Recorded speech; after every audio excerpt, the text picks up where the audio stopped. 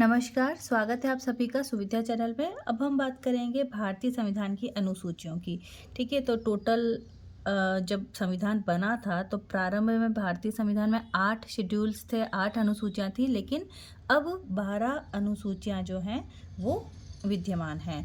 पहली अनुसूची की बात करते हैं तो जो पहली अनुसूची है वो बताती है कि भारत के जो संघ और उसका जो राज्य क्षेत्र है, जिसके अंतर्गत राज्य भी आ जाएँगे और केंद्र शासित प्रदेश भी आ जाएँगे, उनके नाम और सीमाएँ दोनों, है ना? नेम एंड बाउंड्रीज़ दोनों की बात होगी। तो स्टेट्स और यूटीज़ जो हैं, हमारे यूनियन टेरिटरीज़ जो एरिया हैं, उनके नेम और उनकी बाउंड्री। जैसे कि हमारा जो 28 राज्य हैं और 8 केंद्र शासित प्रदेश हैं, तो उससे संबंधित नाम और उनकी सीमाएँ जो हैं, वो किस अनुसूची में आएँगे? अनुसूची 1 में। कोई भी नए राज्य का निर्माण किया जा रहा है तो अनुसूची 1 में संशोधन करना पड़ता है। जैसे कि उदाहरण के लिए अगर हम देखें तो 69वां जो 69वां जो संविधान संशोधन था 1991 के द्वारा दिल्ली को एनसीआर का दर्जा दिया गया। ओके, तो ये प्रथम अनुसूची की बात होगी। अब हम बात करते हैं द्वितीय अनुसूची की। द्वितीय अनुसूची की अगर हम बात करें तो उसमें जितने भी भत्ते होते हैं ना, परिलब्धियों पर भत्ते, वेतन, विशेषाधिकार और उससे संबंधित जो प्रावधान हैं, वो कौन से अनुसूची में दिए गए हैं? अनुसूची नंबर 2 में, द्वितीय अनुसूची में। अब भारत की जो संचित निधि पर भारित वेतन के अंतर्गत इन्हें 2 भागों में बाँट सकते हैं। एक तो कंसोलिडेटेड फंड केंद्र के द्वारा, सेंटर के द्वारा और स्टेट के द्वारा कहाँ-कहाँ से दिया जाता है। तो अगर हम बात करें कि एक तो राष्ट्रपति को, दूसरा हो जाएगा राज्यसभा और लोकसभा, है ना? केंद्र में राज्यसभा के सभापति और उपसभापति, इसी प्रकार से लोकसभा के अध्यक्ष और उपाध्यक्ष के वेतन द्वितीय अनुसूची के अंतर्गत आते हैं। और क्या-क्या द्वितीय अनुसूची के अंतर्गत आएँगे? जो सुप्रीम कोर्ट के जो न्यायाधीश हैं, उनके वेतन जो हैं वो आएँगे द्वितीय अनुसूची के अंतर्गत। और हमारे जो सीएजी हैं, भारत के नियंत्रक और महालेखा परीक्षक हैं, वो कैग जो हैं उनका भी द्वितीय अनुसूची के अंदर नाम है। और इसके अलावा हाई कोर्ट के जो न्यायाधीश की जो पेंशन है, वो भी भारत की संचित निधि पर भारित है। ये बात ध्यान रखिएगा कि जो वेतन है, वो तो भई राज्यसभा की संचित निधि पर आधारित है, लेकिन हाई कोर्ट के न्यायाधीशों का जो पेंशन है, वो भारत की जो निधि है, संचित निधि, उस पर भारित है। इस प्रकार राज्यपाल, ये भी द्वितीय अनुसूची के अंतर्गत है इनका वेतन। विधान परिषद के सभापति और उपसभापति और विधानसभा के अध्यक्ष और उपाध्यक्ष। तो ये सारी चीज़ें जो हैं हम बात करेंगे कि द्वितीय अनुसूची के अंतर्गत हैं। अब कौन-कौन के वेतन जो हैं वो द्वितीय अनुसूची के अंतर्गत नहीं आते हैं? तो देखिए, एक तो संसद के सदस्यों का नहीं आता है, उसी में भी मंत्री परिषद और जो हमारे जो प्राइम मिनिस्टर हैं, उनके वेतन भत्ते जो हैं वो द्वितीय अनुसूची में नहीं हैं। हमने जो बात की, ये सभी इनके वेतन भत्ते अनुसूची 2 में दिए गए हैं। अब तृतीय अनुसूची जो है वो बताती है शपथ या प्रतिज्ञान। शपथ की बात अगर हम करें तो शपथ अनुसूची 2 के अंतर्गत किन-किन की शपथ की बात की गई है? एक तो कोई भी चुनाव लड़ने के जो उम्मीदवार हैं, जो भी सांसद जैसे एमपी हो गए या फिर एमएलए हो गए, कोई विधायक या एमएलसी, वो उम्मीदवार भी, और चुनाव अगर वो जीत गए हैं, ठीक है ना? लोकसभा या विधानसभा के लिए जो उम्मीदवार हैं वो भी, और जो चुनाव जीत चुके हैं एमपी, एमएलए, एमएलसी, उसके जो सदस्य बन चुके हैं वो भी आ जाएँगे। मंत्रियों की जो शपथ है, वो केंद्र और राज्य के मंत्री वो पद और गोपनीयता की जो शपथ लेते हैं वो इसके अंतर्गत आती है। सुप्रीम कोर्ट और हाई कोर्ट के जो जजेस हैं उनकी शपथ इसके अंतर्गत आएगी। और कैग की जो शपथ है, जो कि सुप्रीम कोर्ट के जज के समान ही होती है, तो ये तीसरी अनुसूची के अंतर्गत आएगा, शपथ। तो द्वितीय अनुसूची में वेतन और तृतीय अनुसूची में है शपथ का प्रारूप। अब कुछ जो हैं, जैसे कि हम बात करते हैं प्रेसिडेंट की, तो वो ऑलरेडी अनुच्छेदों में दिया गया है कुछ की शपथ, तो वो अनुसूची में नहीं आती है। जैसे कि अनुच्छेद 60 की अगर हम बात करते हैं, राष्ट्रपति की शपथ। अनुच्छेद 69 की अगर हम बात करते हैं तो वाइस प्रेसिडेंट की जो शपथ है, उपराष्ट्रपति की शपथ आ जाएगी। अनुच्छेद 159 जो होता है 159 में राज्यपाल की शपथ, तो ये ऑलरेडी संविधान में आर्टिकल में दी गई हैं। तो ये अनुसूचियों में अलग से बात नहीं की गई है। अनुसूची के अंतर्गत इन सभी के शपथ के प्रारूप की बात की जाती है। तो ये चीज़ आपको महत्वपूर्ण रूप से ध्यान रखनी है। और साथ ही हमारे जो सीएजी हैं, जो भारत के नियंत्रक और महालेखा परीक्षक हैं, वो सर्वोच्च न्यायालय के न्यायाधीश के समान ही शपथ लेते हैं। यहाँ पर एक और बात ध्यान रखें कि राज्यसभा के सभापति या उपसभापति, लोकसभा के अध्यक्ष, उपाध्यक्ष, विधानसभा के अध्यक्ष या उपाध्यक्ष के लिए अलग से कोई शपथ का प्रावधान नहीं है। अब हम बात करते हैं चौथी अनुसूची की। देखिए, जो चौथी अनुसूची है वो बताती है कि राज्यसभा में सीटों का आवंटन राज्य में, और इसके साथ साथ जो यूटीज भी हैं वो भी ध्यान रखें, राज्य में तथा जो यूनियन टेरिटरीज हैं उन प्रदेशों के लिए राज्यसभा के सीटों का जो आवंटन है या उनका जो स्थान है वो कौन सी अनुसूची में दिया हुआ है? चौथी अनुसूची में दिया है। जैसे राजस्थान में राज्यसभा की जो सीटें हैं वो 10 हैं, तो ये बात किस में आएगी? अनुसूची 4 के अकॉर्डिंग होगी। अब हम बात करते हैं 5वीं अनुसूची की। तो देखिए, 5वीं जो अनुसूची है वो बताती है कि अनुसूचित और जनजातीय जो क्षेत्र हैं उनका प्रशासन और नियंत्रण किस प्रकार से होगा। अब अनुसूचित जो क्षेत्र हैं, जो SC ST वाले जो क्षेत्र हैं, वो टोटल राजस्थान भी उसमें आता है। 10 स्टेट्स हैं, ऐसे 10 राज्य हैं। कौन कौन से हो जाएंगे? जो भारत के जो मिडिल वाले जो जितने भी राज्य आते हैं ना, वो सब इसके अंतर्गत आ जाएंगे। ये एक मोटा मोटा आप ध्यान रखें, जैसे कि राजस्थान, MP, गुजरात, छत्तीसगढ़, महाराष्ट्र, तेलंगाना, आंध्र प्रदेश, झारखंड, उड़ीसा, और फिर एक ऊपर का हो जाएगा हिमाचल प्रदेश। तो ये सब आप ध्यान रखें कि जो मध्य भारत के जो भी क्षेत्र आ रहे हैं वो सब 5वीं अनुसूची के अंतर्गत आने वाले अनुसूचित क्षेत्र और जनजातियों के प्रशासन के अंतर्गत आएंगे। तो ये हो गए 5। तो 5 में कितने स्टेट्स आ रहे हैं? 10 स्टेट्स। ध्यान रखें, 5वीं अनुसूची में 10 स्टेट्स की बात होगी। इसके बाद अगर हम बात करते हैं 6ठी अनुसूची की, अगर हम बात करते हैं तो देखिए 6 में 4 भी याद रखें, 6 में 4। तो 6ठी अनुसूची में 80 mm के जनजातीय क्षेत्रों का प्रशासन। अब ये 80 mm क्या हो जाएंगे? A का मतलब हम बात कर लें तो असम हो जाएगा, और M से एक तो ध्यान रखें मेघालय, और एक मिजोरम याद रखें ना, ध्यान रखें मेघालय और मिजोरम, और T से ध्यान रखें त्रिपुरा। तो असम, मेघालय, त्रिपुरा और मिजोरम राज्यों के जो जनजातीय क्षेत्रों का प्रशासन और उनका जो नियंत्रण से संबंधित प्रावधान है वो 6ठी अनुसूची में दिए गए हैं। 7वीं अनुसूची देखिए, साथ में तीनों जो समवर्ती राज्य संघ सूचियाँ साथ हैं, तो विषयों का जो बंटवारा है संघ और राज्य के माध्यम से विषयों के जो बंटवारे हैं वो कौन सी अनुसूची के अंतर्गत आ जाते हैं? 7वीं अनुसूची के अंतर्गत आते हैं। जो संघ सूची होती है, जब हम संघ सूची की बात करते हैं तो संघ सूची से संबंधित विषयों पर कानून बनाने के अधिकार किसको होता है? सरकार, संसद को होता है, केंद्र सरकार को हो सकता है, ये कह सकते हैं संसद को होता है। इसमें क्या क्या आ जाएंगे? जैसे बैंकिंग के क्षेत्र आ जाएंगे, बीमा, रेल, विदेश नीति, युद्ध, रक्षा। तो ये जो महत्वपूर्ण जो विषय हैं वो सब किसके अंतर्गत आ जाएंगे? संघ सूची के अंतर्गत आ जाएंगे। अब शुरुआत में इसमें कितने थे? 97 विषय थे, लेकिन अब कई किताबों में 98 है और कई में 100 लिखा है, तो आप 100 याद रखें। वैसे दूसरी जब हम बात करते हैं राज्य सूची की, तो राज्य सूची जो है इस पर सामान्यतः कानून बनाने का अधिकार किसे होता है? राज्य को ही होता है। लेकिन ठीक है, तो ये हो जाएगा, जैसे क्या हो जाएगा, इस पर कृषि हो जाएगा, जेल हो जाएगा, या पंचायतें या पुलिस, वो राज्य सूची के अंतर्गत आएंगी। अब ये आरंभ में 66 विषय थे, लेकिन अब 59 लिखा है कई किताबों में, 61 लिखा है, तो आप 61 याद रखें। और जब हम बात करते हैं समवर्ती सूची की, तो समवर्ती सूचियां जो हैं वो जो कानून है, संघ सूची भी बना सकती है और राज्य सूची भी बना सकती हैं। ये पहले 47 थे और 5 ऐड कर दिए हैं, जो राज्य सूची से समवर्ती सूची में 42वें संविधान संशोधन 1976 के तहत 5 विषय ऐसे हैं जो राज्य सूची से किस में कन्वर्ट कर दिए गए हैं? समवर्ती सूची में कन्वर्ट कर दिए गए। जब इंदिरा गांधी की सरकार थी तब ये काम किए गए थे कि ताकि केंद्र की जो सत्ता है वो थोड़ी ज़्यादा बनी रहे। इस कारण से कुछ जो विषय थे वो राज्य सूची से किस में बदल दिए गए? समवर्ती सूची में बदल दिए गए। अब ऐसे कौन कौन से वो 5 विषय हैं, तो आप इसे फ्यू जो इस से याद कर सकते हो, ट्रिक से याद कर सकते हो। F से हो जाएगा फॉरेस्ट से रिलेटेड जो भी हैं। ई से एजुकेशन, शिक्षा से संबंधित विषय, डब्ल्यू से वाइल्ड लाइफ से रिलेटेड, जे से जो जुडिशरी एडमिनिस्ट्रेशन है, जुडिशियल एडमिनिस्ट्रेशन है वो, और डब्ल्यू से वेट एंड मेजरमेंट यूनिट से रिलेटेड, नाप तोल से संबंधित जो विषय हैं वो सब किस में बदल दिए गए हैं। 1976 में 42वें संविधान संशोधन के द्वारा इन 5 विषयों को राज्य सूची से हटाकर किस में बदल दिया गया है, समवर्ती सूची में बदल दिया गया है। तो ये आपको एक महत्वपूर्ण बात याद रखनी है। समवर्ती सूची क्या है कि इस सूची के विषयों पर संसद और राज्य विधानमंडल दोनों ही कानून बना सकते हैं, लेकिन दोनों कानूनों में अगर कुछ विरोधाभास हो रहा है उस कंडीशन में संसद के द्वारा बनाए गए कानून को ही मान्य किया जाएगा।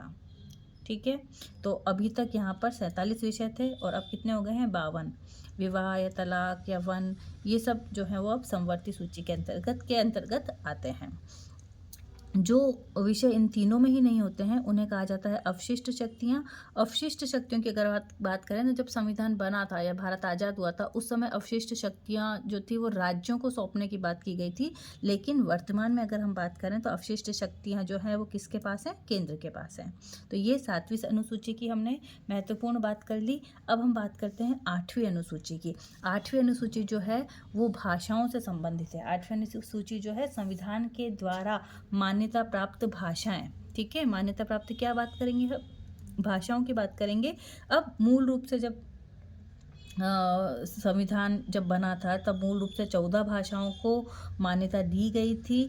अनुसूची 8 में संविधान द्वारा मान्यता प्राप्त अब कितनी भाषाओं की बात हो रही है, अब 22 भाषाओं की बात कर रही है, जिसमें अंग्रेजी भाषा नहीं है, ध्यान रखें। साथ ही हमारी जो राजस्थानी भाषा है वो भी इसमें अभी तक ऐड नहीं हुई है। तो ना तो इंग्लिश भाषा है ना ही राजस्थानी भाषा है। तो कौन कौन सी भाषा है, मूल रूप से हम बात कर रहे हैं कि शुरुआत में 14 भाषाएं थीं। ये जो 14 भाषा हैं इससे अगर हम बात करें तो देखिए साउथ में केरल साइड में मलयालम भाषा, उसके बाद तमिलनाडु में तमिल भाषा, आंध्र प्रदेश में तेलुगु, कर्नाटक में कन्नड़ भाषा, उड़ीसा में उड़िया, फिर वेस्ट बंगाल में बंगाली, असम के क्षेत्र में असमिया भाषा, देन महाराष्ट्र में मराठी, गुजरात में गुजराती, राजस्थान हमने बात कर ली नहीं है, उसके बाद पंजाबी और कश्मीर में कश्मीरी। तो ये तो, और इसके अलावा जो मुख्य रूप से बोली जाने वाली भाषाएं कौन सी, एक तो हिंदी हो जाएगी, एक संस्कृत हो जाएगी और एक उर्दू हो जाएगी। तो ये तो कुछ महत्वपूर्ण भाषाएं हो गई 14 जो कि शुरुआत में मूल रूप से थी। अब कितनी हो गई हैं, तो अब अगर हम बात करें तो 21वें संविधान संशोधन के द्वारा सबसे, अब 22 हो गई हैं, और 21वें संविधान संशोधन 1967 के द्वारा सबसे पहले कौन सी भाषा जोड़ी गई थी, सिंधी। देखिए सिंधी में ये वैसे भी 21 ध्यान रखें, ये सिंधी और ये 21। तो 21वां संविधान संशोधन के द्वारा कौन सी भाषा जोड़ी गई है, सिंधी भाषा को शामिल किया गया है। फिर 21 के बाद 71वें संविधान संशोधन 1992 के द्वारा नमक को शामिल किया गया। अब नमक तो एक सिंपल ट्रिक है, नमक में आप याद रखें न से हो जाएगा नेपाली भाषा को, म से आप याद रखें मणिपुरी भाषा को और कोंकणी भाषा को शामिल किया गया है। तो ये 3 भाषाओं को शामिल किया गया है कौन से संविधान संशोधन द्वारा, 71वें संविधान संशोधन द्वारा। उसके बाद 92वें संविधान संशोधन 2003 के द्वारा 4 भाषाओं को जोड़ा गया है। सब डीएम बनेंगे, ऐसे या तो आप रख सकते हैं, सब क्या है डीएम बनेंगे। तो एस से हो जाएगा यहाँ पर ध्यान रखें संथाली, बी से आपको याद रखना है बोडो, फिर डी से डोगरी भाषा और एम से मैथिली। तो ये 4 भाषाओं को भी बाद में ऐड किया गया कौन से संविधान संशोधन के द्वारा, 92। तो 21वां, 71वां, 92वां संविधान संशोधन। और एक और बात याद रखें कि 96 जो संविधान संशोधन है उस 2011 में, उसमें उड़िया जो बोली जाने वाली भाषा है उसका नाम चेंज करके ओडिया कर दिया गया है। पहले उड़िया बोला जाता था, अब उसका नाम चेंज करके क्या कर दिया है, ओडिया कर दिया गया है। तो ये कुछ महत्वपूर्ण बातें हैं 8वीं अनुसूची जो कि भाषा से संबंधित है। पहले 14 थी, अब 22 हैं। अंग्रेजी और राजस्थानी भाषा इसमें शामिल नहीं है, ये सब पहले से थी। सिंधी बाद में जोड़ी गई, नमक बाद में जोड़ा गया, सब डीएम बनेंगे बाद में जोड़ी गई, और 96वें संविधान संशोधन के द्वारा उड़िया को ओडिया नाम चेंज किया गया है भाषा का। तो ये कुछ महत्वपूर्ण बात हो गई। अब हम बात करते हैं 9वीं अनुसूची की। 9वीं अनुसूची, 9वीं से अब देखिए मोटे तौर पर 9वीं जो है वो पहला संविधान के संशोधन के द्वारा संविधान में जोड़ा गया था। जो हमारा पहला संविधान संशोधन के द्वारा इसे जोड़ा गया था। भारत के जो पहला चुनाव जो माने जाते हैं वो है 1952 के, उसके भी पहले ही ये जोड़ दिया गया था। और ये जो अनुसूची थी उसके अकॉर्डिंग कहा गया था कि नौवीं अनुसूची से याद रखें कि नो पुनरावलोकन, यानी पुनरावलोकन नहीं होना चाहिए। इस अनुसूची में अगर किसी कानून को शामिल कर दिया गया है तो उसका न्यायिक पुनरावलोकन जो जुडिशियल रिव्यू है वो नहीं होगा। ये बात इस अनुसूची में शुरुआत में कही गई थी। ये पहला संविधान संशोधन 1951 के द्वारा इसे प्रविष्ट करवाया गया था। तो ध्यान रखें, पहला संविधान संशोधन, फर्स्ट कॉन्स्टिट्यूएंट जो अमेंडमेंट हुआ है वो 1951 में क्या है, 9th जो शेड्यूल है उसको जोड़ा गया है। तो जनरली क्या था, भूमि सुधार और जमींदारी उन्मूलन से संबंधित संसद और विधानमंडल के द्वारा बनाए गए कानूनों के संरक्षण से संबंधित ये जो अनुसूची थी वो तैयार की गई थी। और अब यहाँ पर क्या हुआ कि ये बात कही गई कि इसमें जो शामिल कानून है उनका न्यायिक पुनरावलोकन नहीं होगा। उसके बाद फिर केशवानंद भारती केस आया, उसमें सामान्य रूप से ये कहा गया 1973 में जो केस आया था कि केशवानंद की 9वीं अनुसूची में डाले गए किसी भी विषय का न्यायिक पुनरावलोकन हो सकता है, लेकिन फिर मतलब ये जनरल बात कही गई थी, अलग से इस चीज़ को पर जोर नहीं डाला गया था। लेकिन फिर 2007 में इसको स्पेसिफिक रूप से क्लियर कर दिया गया। IR कोइल्लो बनाम तमिलनाडु 2007 में सुप्रीम कोर्ट ने क्लियर बोला कि 24 अप्रैल 1973 के बाद, यानी केशवानंद भारती के केस के बाद 9वीं अनुसूची में डाले गए किसी भी विषय का न्यायिक पुनरावलोकन या न्यायिक समीक्षा जो है वो की जा सकती है। तो ये महत्वपूर्ण बात है कि शुरुआत तो थी कि न्यायिक पुनरावलोकन से जो कानून जो थे वो जो भूमि सुधार से संबंधित या फिर जो जमींदारी उन्मूलन से संबंधित जो कानून थे वो कानून जो बना दिए हैं उनका न्यायिक पुनरावलोकन ना हो सके, उस चक्कर में ये अनुसूची बनाई गई थी। लेकिन अब ये बात ध्यान रखें कि IR कोइल्लो बनाम तमिलनाडु 2007 में सुप्रीम कोर्ट ने ये निर्णय दे दिया है कि कब से, उससे पहले का भले ही नहीं होगा, लेकिन 24 अप्रैल 1973 के बाद के कानूनों का जुडिशियल रिव्यू होगा। अब अगर हम बात करते हैं 10वीं अनुसूची की, तो जो 10वीं अनुसूची है, 10 से दल बदल, याद रखें 10 से क्या है, दल बदल, और 52वें संविधान संशोधन 1985 के द्वारा इसे प्रविष्ट करवाया गया था। ये एक तरीके से दल विरोधी कानून है, ठीक है। क्या है ये, दल विरोधी कानून है। इसमें और कुछ परिवर्तन किए गए हैं, वो 91वें संविधान संशोधन 2003 के द्वारा किए गए हैं। ये किस किस पर लागू होते हैं, तो MLA और लोकसभा और राज्यसभा के जो MPs हैं उनका, वो अगर दल बदल करते हैं तो उससे संबंधित लागू होते हैं। किस पर लागू नहीं होते हैं, MLCs पे लागू नहीं होंगे, लोकल बॉडीज़ पर नहीं होंगे, नगर पालिका या सरपंच पर ये चीज़ें लागू, 10वीं अनुसूची जो है वो लागू नहीं होगी। अब इसके जो कुछ प्रावधान है वो कौन कौन से हैं, अगर कोई सदस्य पार्टी बदले तब, अगर कोई निर्दलीय है वो अगर पार्टी को बदलेगा तब हो जाएगा। मनोनीत सदस्य जो हैं, नॉमिनेटेड जो मेंबर्स हैं, वो 6 महीने के बाद किसी दल में शामिल हो सकते हैं, या फिर कोई व्हिप का उल्लंघन करता है तो ये सब चीज़ें जो हैं, निर्भरताएं जो होंगी वो किसी भी सदस्य की मानी जाएंगी। लेकिन ये बात ध्यान रखें कि इन सब का जो निर्णय है कि भाई किसी ने इस चीज़ का किया है, तो ये सब निर्णय कौन करेगा, लोकसभा या राज्यसभा के जो अध्यक्ष होते हैं वो निर्णय करते हैं। वो उन्होंने जो निर्णय किया है उसको कोर्ट में चुनौती भी दी जा सकती है कि हो तो होलोहनवाद के अनुसार। तो ये महत्वपूर्ण बात होगी। और ये जो प्रावधान है ये लोकसभा और विधानसभा के अध्यक्ष पर लागू नहीं होता है, लेकिन जो दल बदल का जो अंतिम निर्णय है वो अध्यक्ष या सभापति के द्वारा ही लिया जाता है। तो ये हो गई हमारी 10वीं अनुसूची, दल बदल। 9वीं अनुसूची नो पुनरावलोकन से संबंधित, 8वीं भाषा से संबंधित, 7वीं विषयों के बंटवारे जो तीनों में संघ सूची, राज्य सूची और संवर्ती सूची में है। 6 में 4 जो स्टेट हैं ATMM उनकी हमने बात कर ली थी। 5 में 10 हमने याद कर लिया था, 5 में 10, 4 में, चौथी में राज्यसभा में सीटों का आवंटन, तीसरी में शपथ का प्रारूप, द्वितीय में वेतन भत्ते, और पहले में राज्य और केंद्र शासित प्रदेशों के नाम और उनकी जो बाउंड्रीज हैं उनकी हमने बात की। अब अगर हम बात करते हैं 11वीं अनुसूची की और 12वीं अनुसूची की, तो देखिए 11वीं अनुसूची कब जोड़ी गई है, 11वीं अनुसूची को जोड़ा गया है 73वें संविधान संशोधन 1992 में 92वां जो ये हुआ है, उसके अकॉर्डिंग 1993 में वैसे ये जो है अनुसूची उसको जोड़ा गया है। इसके अंतर्गत पंचायतों को क्या क्या शक्तियाँ दी गई हैं, उनके क्या क्या उत्तरदायित्व हैं, वो हैं। टोटल विषय 29 हैं और राजस्थान में पंचायतों को कितने विषय दिए गए हैं? 22 विषय दिए गए हैं। ये हो गई हमारी 11वीं अनुसूची। जब हम 12वीं अनुसूची की बात करते हैं तो ये 74वें संविधान संशोधन 1992 के द्वारा जोड़ा गया है। इसमें शहरी जो स्थानीय स्वशासन है वो है, नगरीय निकाय को जोड़ा गया है। टोटल इसके अंतर्गत कितने विषय हैं? टोटल इसमें विषय हैं वो 18 विषय हैं।